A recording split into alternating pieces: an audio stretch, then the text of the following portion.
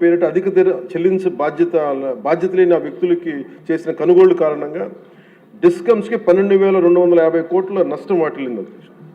ఈ 5 ఏళ్ల అసమర్థ విధానాల కారణంగా విద్యుత్ పంపిణీ సంస్థలు దాదాపు 1.29 లక్షల కోట్ల మేర నష్టపోయాయి. ఈ భారాన్ని విద్యుత్ బిల్లుల రూపంలో మళ్ళీ ప్రజల మీదనే మోపారు. కూటమి ప్రభుత్వం వచ్చిన తర్వాత ఈ విధానాలను రద్దు చేసి ట్రూ అప్ ఛార్జీని పూర్తిగా ఎత్తివేయడమే కాకుండా రాష్ట్ర చరిత్రలో ఎన్నడూ లేని విధంగా ట్రూ డౌన్ పేరిట ప్రజలపై విద్యుత్ బిల్లుల భారాన్ని తగ్గించినారు. అలాగే వాళ్ళు చేసిన అప్పుల వల్ల, వాళ్ళ నిర్లక్ష్య అసమర్థ పాలన వల్ల, ఆర్థిక విధ్వంసం వల్ల రాష్ట్ర అభివృద్ధి 30 ఏళ్ళు వెనక్కి నెట్టవేయబడి, ఇవేదో రుజువుల్లో చేయకుండా విమర్శ కాదు అధ్యక్ష. ఇది మనం శ్వేతపత్రంలో ఉన్న వివరాల ప్రకారం, మన జూలై 24 శ్వేతపత్రం ఉన్న వివరాల ప్రకారం వెళ్ళిపోయిన పాలకులు దాదాపు 9,74,000 కోట్ల అప్పులు మన మీద వేసి వెళ్ళారు.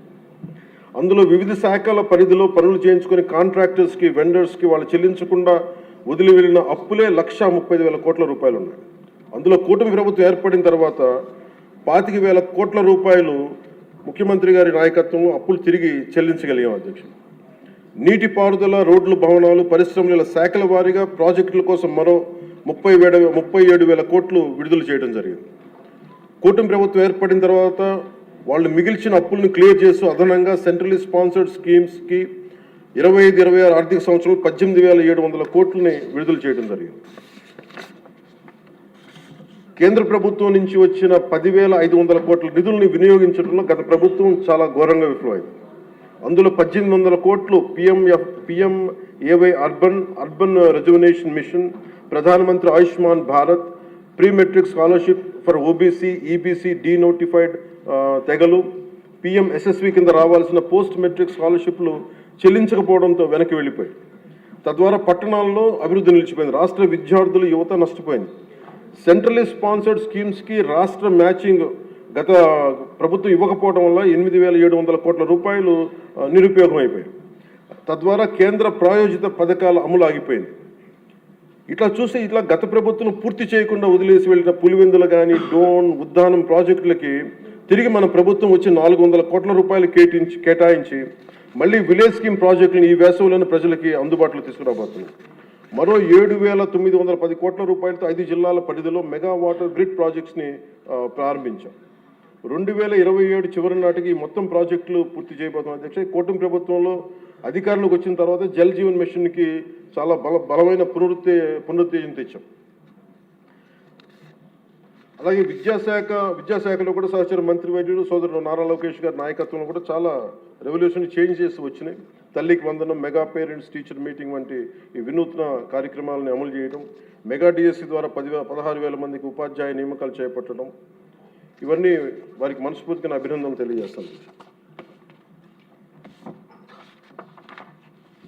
మీ దృష్టికి ముఖ్యంగా జల్ జీవన్ మిషన్ ప్రజలకి తీసుకురావడానికి సభకు కూడా దేశంలో ఉన్న ప్రతి మనిషికి శుద్ధమైన, స్వచ్ఛమైన తాగునీరు అందించాలని గౌరవ ప్రధానమంత్రి శ్రీ నరేంద్ర మోదీ గారి సంకల్పం తీసుకొచ్చిన ఆయన ద్వారా వచ్చిన జల్ జీవన్ మిషన్ సైతం గత పాలకులు నిర్వీర్యం చేశారు. ఒకసారి రివ్యూస్ చేస్తామంటే 2019-24 మధ్య ఈ పథకం కింద కేంద్ర ప్రభుత్వం 27,000 కోట్లు కేటాయిస్తే కేవలం వాళ్ళు 4,000 కోట్లు మాత్రమే ఖర్చు చేశారు. అందులో కేంద్రం ఇచ్చిన గ్రాంట్ దాదాపు 2,000 కోట్ల రూపాయలు ఉంది. మనం అధికారంలో NDA ప్రభుత్వం ముఖ్యమంత్రి గారి ఆధ్వర్యంలో అధికారం వచ్చిన తర్వాత గత ప్రభుత్వంలో ఇందాక చెప్పినట్టుగా పులివెందుల, డోన్, ఉద్దానం తాగునీటి ప్రాజెక్టులని ఈ వేసవిలోపే పూర్తి చేయబోతున్నాం. అలాగే మనకి 7,910 కోట్ల రూపాయలతో 5 జిల్లాల పరిధిలో చేపట్టిన మెగా వాటర్ గ్రిడ్ ప్రాజెక్టులు పనులు పురోగతిలో ఉన్నాయి. అలాగే 9,500 కోట్ల రూపాయలతో ఇంకొక 7 మల్టీ విలేజ్ స్కీమ్స్ని ప్రణాళికలు రూపొందిస్తున్నాం అధ్యక్ష.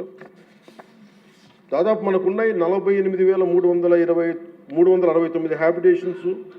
దీంట్లో మేము నిన్న మొన్న ఈ మధ్యన రివ్యూ చేస్తూ ఒకటే మేము అడిగింది ఏంటంటే, గౌరవ ముఖ్యమంత్రి గారితో మాట్లాడుతూ మనకున్న మల్టీ విలేజ్ స్కీమ్స్ కాకుండా మనకి సింగిల్ విలేజ్ స్కీమ్స్ కూడా మనం ఏదైనా చేయాలని మాట్లాడితే ముందస్తుగా ఒక 3,000 బాగా గొంతెండిన గ్రామాలను గుర్తించాం అధ్యక్ష.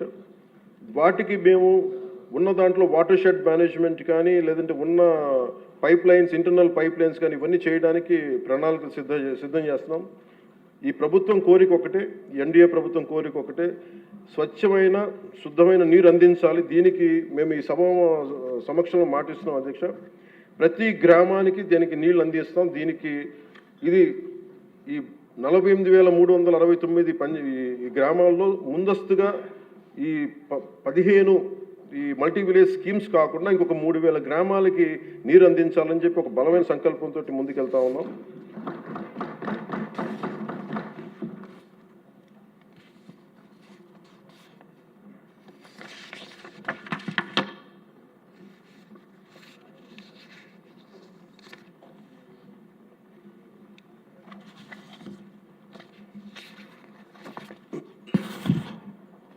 ఉదాహరణకి మీకు